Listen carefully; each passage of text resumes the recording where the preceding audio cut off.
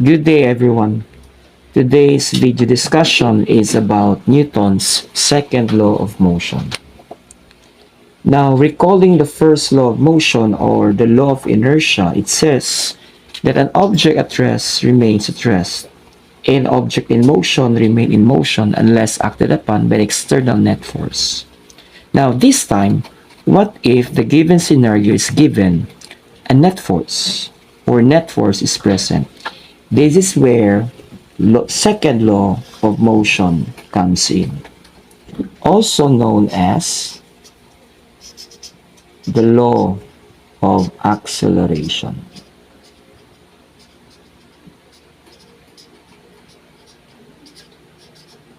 So Newton's second law of motion, otherwise known as the law of acceleration, is expressed as net force is a product of mass and acceleration. So in symbol, your F net, also known as net force, is equal to mass, which is represented by m, times acceleration, which is represented by small letter a. And its unit is expressed as Newton for net force, and mass is kilogram times acceleration, that is meter per second squared. That means 1 kilogram meter per second squared means 1 Newton. Now, the formula, the mathematical expression of Newton's second law, which is F net is equal to mass times acceleration, is simple yet very meaningful. This equation, F net is equals to mass and acceleration, tells us a lot of things. It conveys a lot of meaning. First, it tells us that net force is directly proportional to mass. Now, what does it mean? It means the bigger your mass, it requires bigger net force. Likewise, smaller mass requires smaller net force. So this relationship only exists when acceleration is constant. Another meaning from this equation is that net force is directly proportional to acceleration.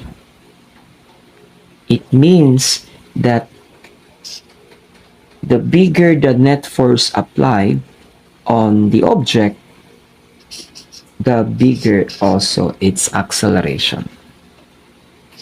In the same manner, the lesser the net force applied, that yields a lesser acceleration. This relationship only holds true when your mass is constant. And lastly, your acceleration is inversely proportional to mass. It simply means that lesser acceleration is produced when the object is massive.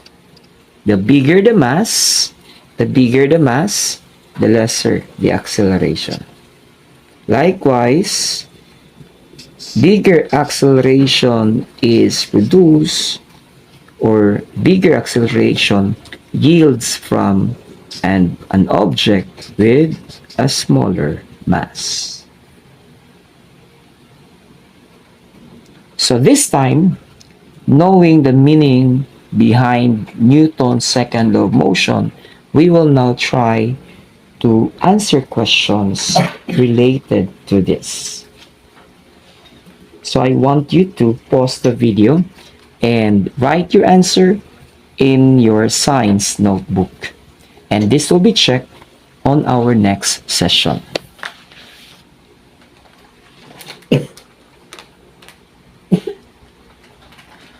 So for the first question, given that these bodies accelerate at 1 meter per second squared, which of these requires a bigger net force? A. Is it a 1 kilogram wooden sculpture? B.